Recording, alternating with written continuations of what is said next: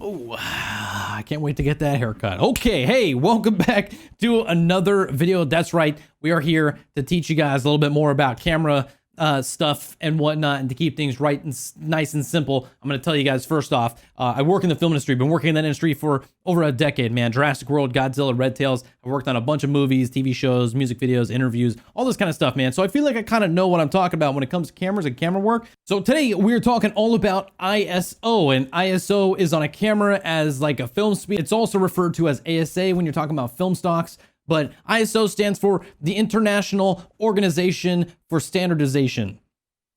I don't know. Somebody called it that. I think they set like the international standard for all different kinds of measurements. I don't know, man, but it's called an ISO. Now, ASA stands for American Standard Association. So, I mean, you can kind of put two and two together. ISO, global, ASA, American. But usually when I'm working on set, it's usually when you're working with film stock, it's ASA. When you're working with digital, you're working with ISO. Now, when it comes to ISO, what the hell does it mean? Well, it's basically the sensitivity of your sensor. It is how sensitive light going through your lens and hitting your sensor is. Now, the lower that number, the more light you need to pump into that image and through the lens to hit the sensor or your film to get an image to show up.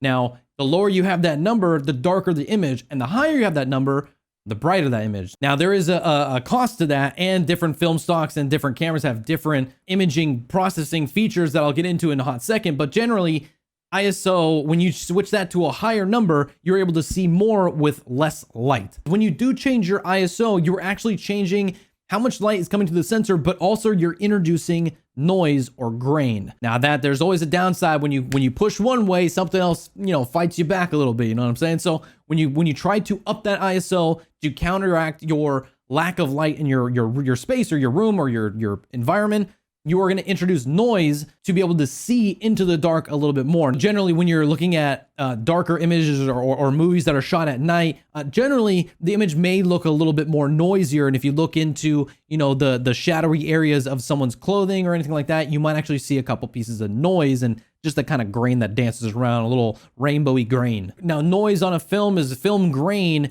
and it looks a little bit different, but same concept. When you go to a higher speed stock or higher speed ISO or film stock or ASA, you are introducing more noise as you push that number up. If you don't have enough light, you got to turn that number up at the cost of having that grain. So it might look a little worse, but at least you can start to see an image. So I did a test right here, and when you watch, I go through ISO 100 all the way up to 400,000 something, and I try to keep the exposure the same. So I'm changing the shutter angle, the f-stop, and anything else I can do to really counteract the what's happening with the image, just so you can see how it looks when you start to up that number. So take a look here. Here is ISO 200. We're going to start at 200 and work our way up here. Next one, we're going to jump up to 400,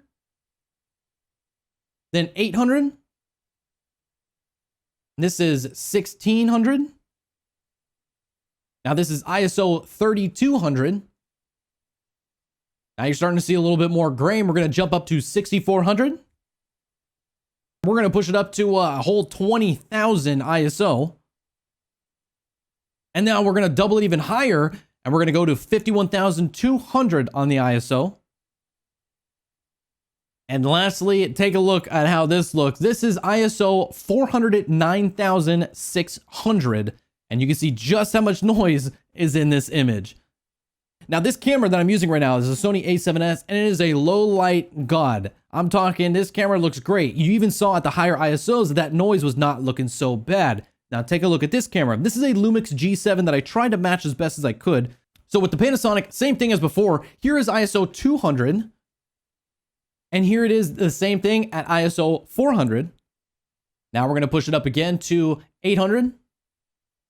Here's that 1600 again. Here is 3200. And the max that this goes in video mode is 6400 or 6400 ISO. Now you can see just how noisy this camera is at its higher end of its own spectrum here. So you can see with both these two cameras, they're actually really different. And that is because of another thing that we're going to talk about in our next video, which is all about sensor size. But in a sense, and to keep this kind of simple, you have a smaller sensor and a bigger sensor. This camera has a big sensor. That other camera has a small sensor.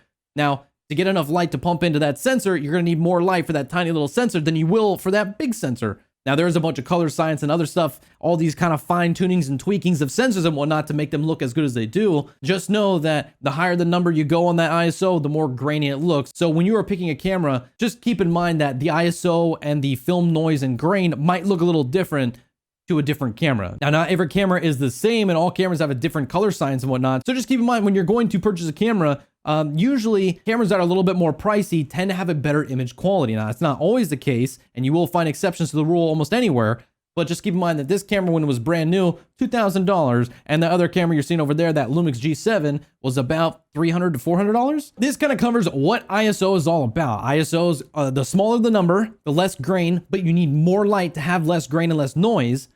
Then you have the higher the number, which introduces more noise and more uglier-ish image to some, and you need way less light, or you just don't need light at all, you know, depending on your situation. So when you are lighting your scenes, you want to try to keep that number at a sweet spot. Now, something I didn't really touch on here is that all cameras have a sweet spot or have multiple sweet spots. Now, generally they refer to this as the camera's native ISO. Now, native ISO is kind of like the sweet spot to where you set that ISO and everything above and below that, a certain amount of stops ends up looking a certain way for a certain reason. So without getting too far into that, just keep in mind that most cameras have a sweet spot built into the sensor somewhere, and you might be able to find that online, but every camera's a little bit different, and some cameras have multiple sweet spots to cater towards low light environment and not so low light environment. But that covers this. Hope you guys enjoyed. I'm sitting right now, I think, at ISO 320.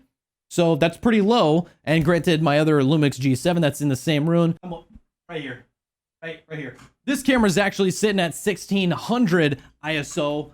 So you can kind of see the difference right there and how much more noise there is. And that's because of the sensor size, as well as the lens itself only opens up to an f4. So this camera struggles a little, it struggles. So you can see just how much difference that lens looks compared to this lens and camera setup. But next video, we'll be talking about the differences between two cameras and why we choose one over another. But just keep in mind that this is all about ISO, and I hope that this kind of taught you how to maybe set your ISO to what might be best for your situation. And if you need a little bit more light and you can't get it, maybe up that ISO to get you there. And if you're outdoors and maybe it's too bright, lower it and try to get it as low as possible. And if you've gone already as low as possible, go mess with the f-stop. And if you haven't already done so, go check out that video. Thank you guys so much for watching. Appreciate it. Like and subscribe. That'll be mean the world to me. I'll catch you guys in the next video. Thanks so much. That's it.